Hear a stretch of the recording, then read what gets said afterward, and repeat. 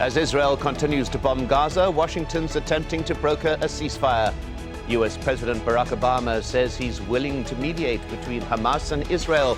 But will that change things on the ground, and is diplomacy the answer? This is Inside Story.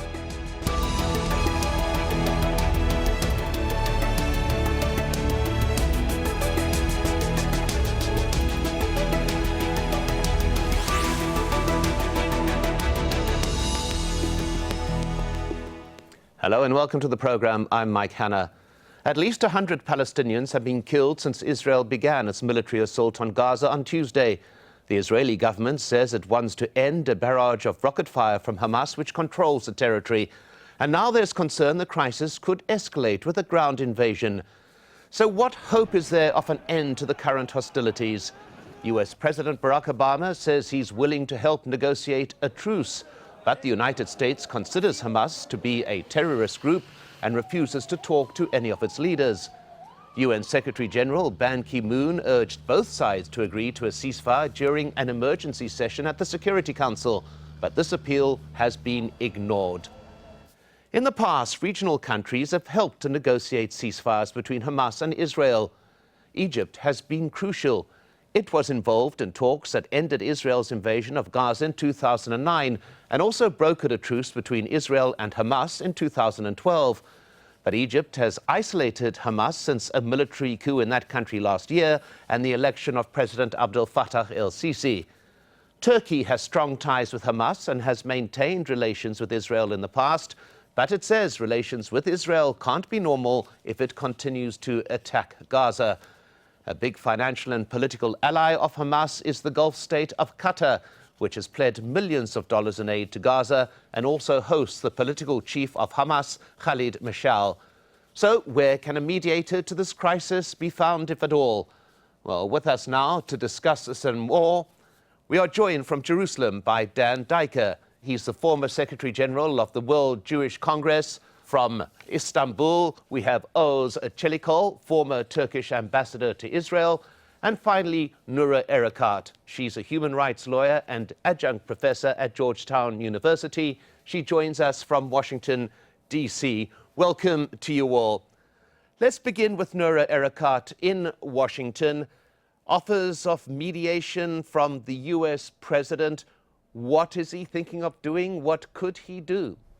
You know, unfortunately, the U.S. president has shown signs of a willingness since the beginning of his first term in presidency to intervene in the conflict in ways to hold Israel to account, which the U.S. has every right and obligation to do as the primary patron of Israel, providing it with $3.1 billion a year, as well as unequivocal diplomatic, military, and financial support. Unfortunately, even when the U.S. did show that willingness to, for example, impose a moratorium on colonial settlement expansion in the West Bank, he was unable to because he was encumbered by domestic considerations, primarily a Congress that is responsive to a domestic political process that's very influenced by special interests and specifically by lobby groups, not just specific to Israel, but as well as other interests like guns and so forth. The problem is that the U.S. is complicit as a third party in this conflict, and I would not trust it to mediate a viable solution. I think that the U.S. should step aside for international mechanisms to take force. Well, Dan Reicher, your view, do you think that the U.S. can play a role in mediating this crisis? Is it possible for the Americans to broker or mediate this crisis with the Hamas? Well, it certainly would be an unusual move because the Hamas organization, as part of the International Muslim Brotherhood, radical Islamic organization, is outlawed in the United States and the European Union.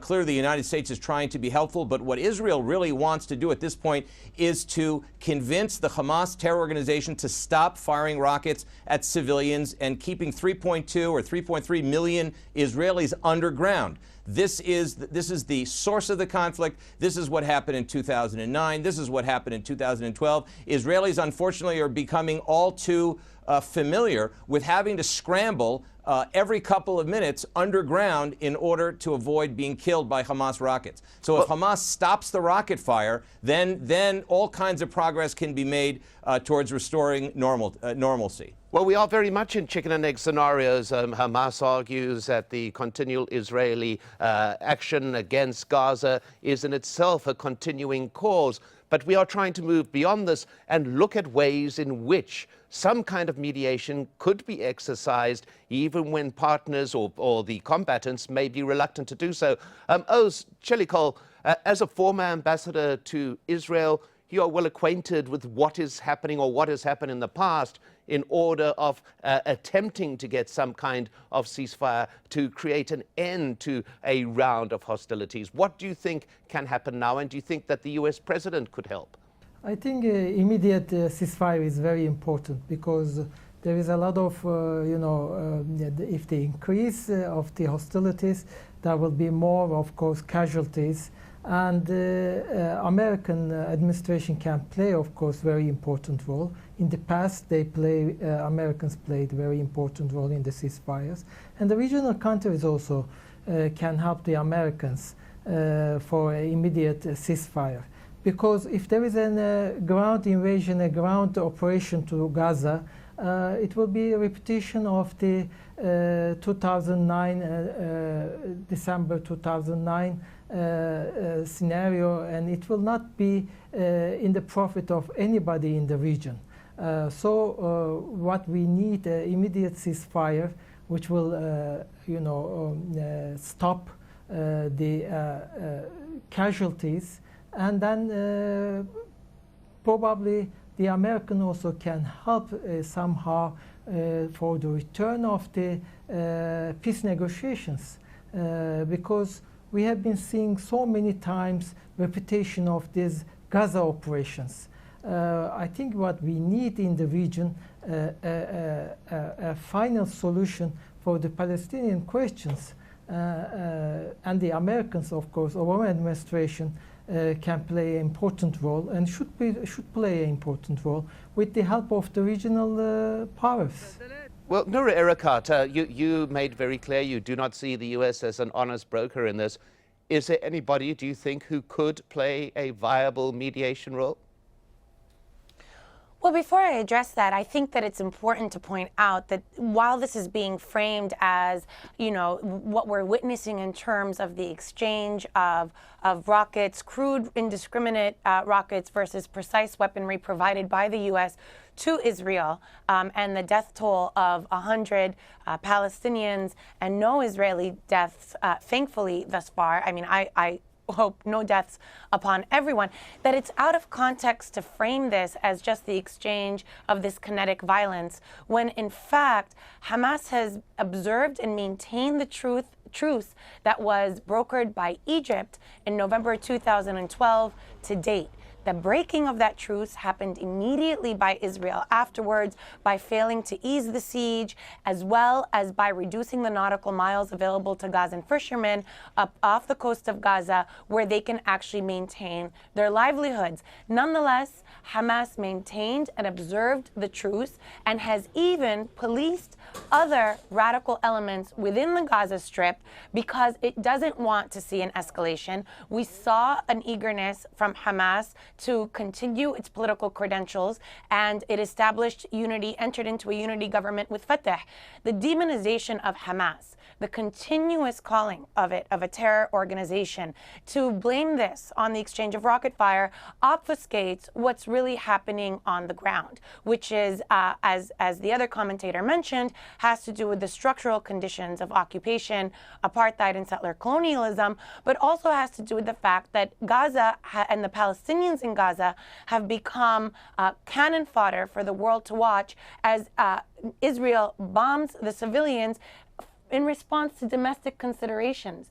Netanyahu at present is responding to domestic considerations. Well, before we move on to that, if I may, Noura, apologies for interrupting, but I want to go to Dan Reicher with actually an important point here. If there is no agreement as to why the ceasefire that had been in place was breached, it's going to be very difficult to find a way to get a new ceasefire, would it not? It will be difficult to find a way to get a new ceasefire if Hamas continues to terrorize Israeli civilians. Let's be very clear here. I think what you just heard from Noor, I mean, with the greatest of respect for Georgetown University, is simply distorted propagandistic material. Let's be very clear. The Republic of Egypt and Saudi Arabia have made Hamas a terrorist organization along with the Muslim Brotherhood. And they do that for a very strong reason. It is a terrorist organization in the European Union and in according to the United States. Its theological, ideological, and policy goal is to destroy the nation state of the Jewish people, which also has very fine citizens in its minority communities, such as Christians and Muslims, together with Jews. That is its stated goal. On the first day of the kidnapping murder of the 3 Israeli teens, Hamas escalated its rocket fire into Israel and has been doing so ever since. And as Ban Ki-moon said just the other day, the Secretary General of the United Nations, this conflict will calm down once Hamas decides to stop sending rockets indiscriminately into Israeli neighborhoods, targeting children and women and civilians. That is what the source. There is no cycle of violence. That is the moral equivalency here. It does a disservice to states and liberal democracies fighting radical Islamic terrorism. And that is what is going on here. So let's be very, very clear. Well, the point of the matter is, Dan Reicher, that Israel did negotiate not directly with Hamas, but did come to a ceasefire agreement with Hamas before. Why can it not be done now when it was done 2 years ago? There is no country in the world today, not South Africa and no European country, and certainly not the United States, that would tolerate thousands of rockets and mortars being fired at its civilians. They just wouldn't tolerate it. And in fact, Israel simply cannot tolerate every, 3 or 5 months or 6 months or a year having millions of its citizens scrambling underground to avoid being killed. It simply cannot live that way. Let's remember, Israel evacuated the Gaza Strip in 2005. Every single civilian, every single military personnel left the Gaza Strip as a concession to the Palestinians. And at this point, the Hamas, who is a government partner, together with the Fatah, is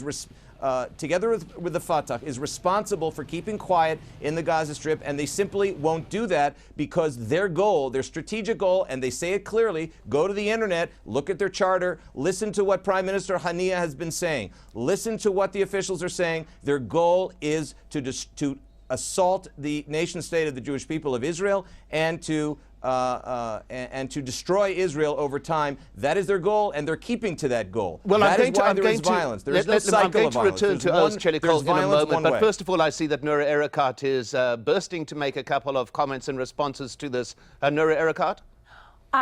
So first, let's just establish that Israel is an occupying power. So you're absolutely right. There is no moral equivalency between these two sides. There's no parity between these two sides because one is an occupying power, a state that's been established for 66 years. The other is a stateless population that lives as refugees, as civilians under occupation, or as second-class citizens within Israel.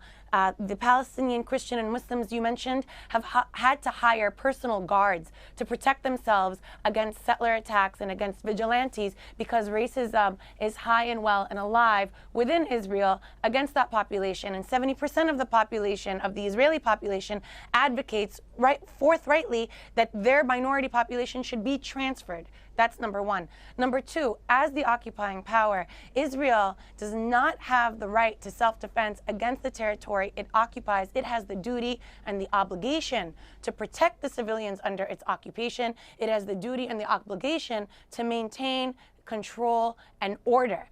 Third of all, no population could withstand to live under 66 years of dispossession, under 47 years of military occupation. Israel is not bombing Hamas's military sites. It's bombing a 1.9 million civilian population who does not have the right to flee because all entries by land and sea are sealed. Therefore, they are only to be victims, and Israel, using precise weaponry, has targeted no less than 11 residential homes. Under international law, this outrightly violates the principle of proportionality and distinction, even if even if, as Israel has stated, that those homes have been used for military operations,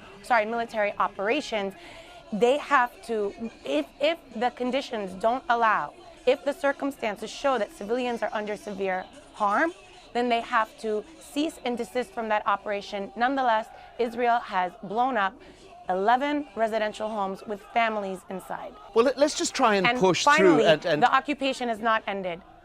Okay, let's just finally push through the differences in approach. And I'd like to go to Oz Chelikol on an important point that we should talk about, that in the past, Egypt has been a very important mediator. We mentioned that in the introduction to the show. Egypt has been very hands-off on this occasion due to changing circumstances within that country. Is there a vacuum here, Oz Chelikol, a vacuum in the kind of partner that the U.S. has looked to in the past to help it mediate through a crisis like this?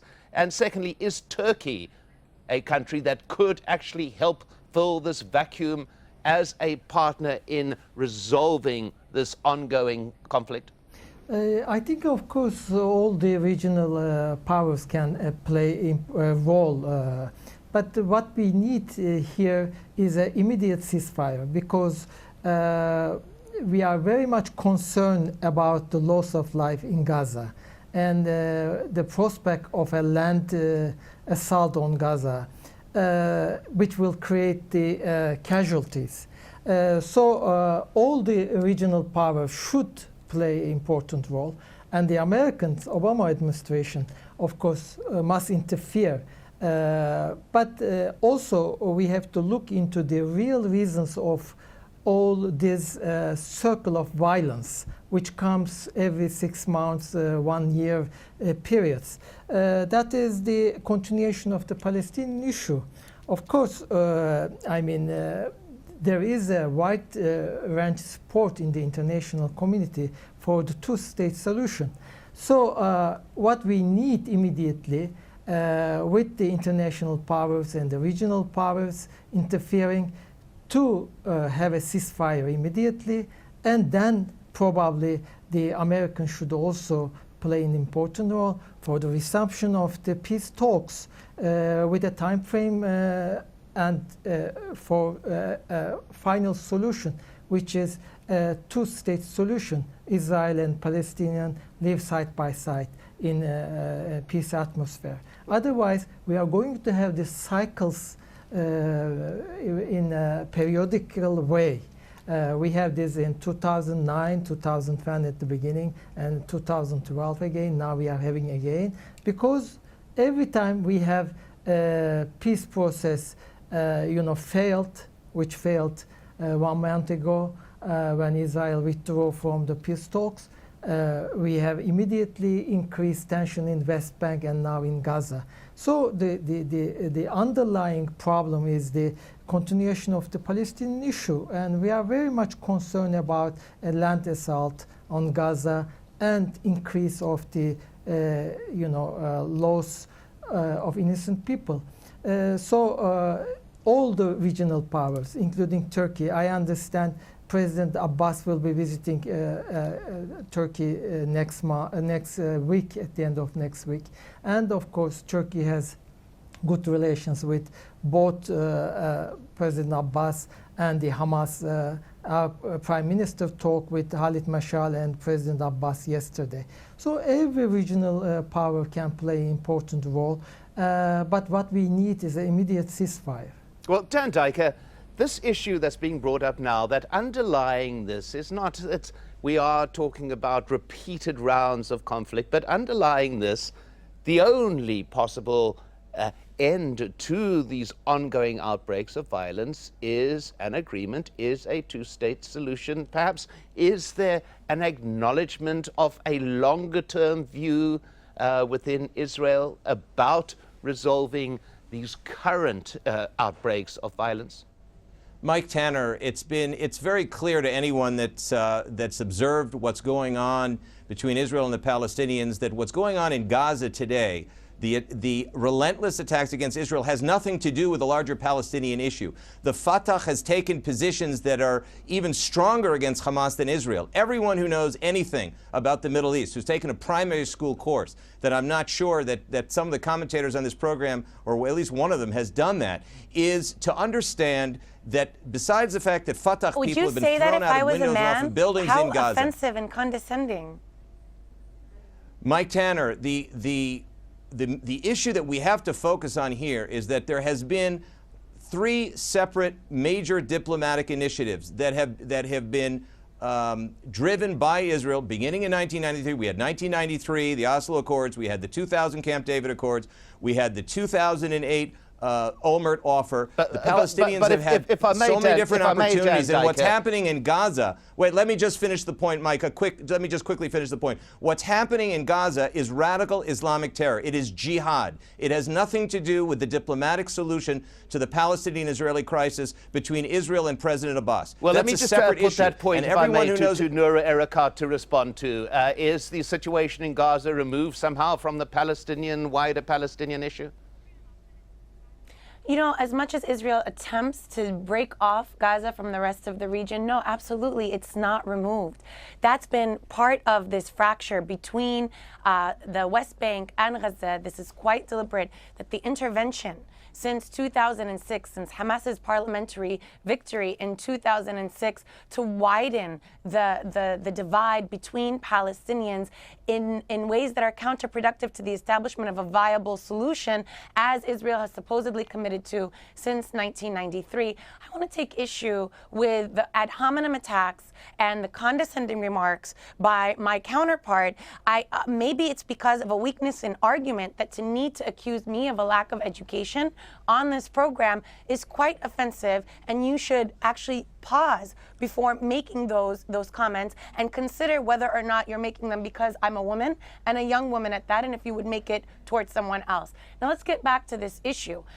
Hamas is not the same thing as 1.9 million Palestinians in the Gaza Strip, which has been under a siege since 2006, and even before the establishment of Hamas in 1994, right? It's not an age-old issue. It wasn't established until 1994. Israel kept the Gaza Strip under occupation, has prevented its population from returning, those of whom are refugees, and 3/4 of the population are refugees, and have been de-developing Gaza to the point where today there are 40% of the population is unemployed, and by 2020, the World Health Organization says that the Gaza Strip will be unlivable.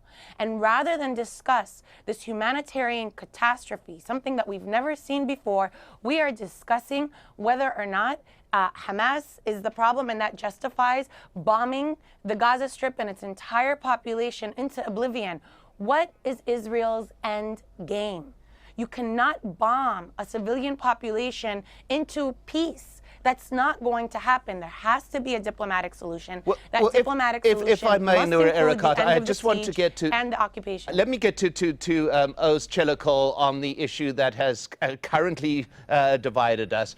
The point that was made, the claim that was made, that Gaza is not part of the wider Palestinian-Israeli issue, and that a solution should start with thought about a longer-term agreement. What's your view on that, Oz Chelikol?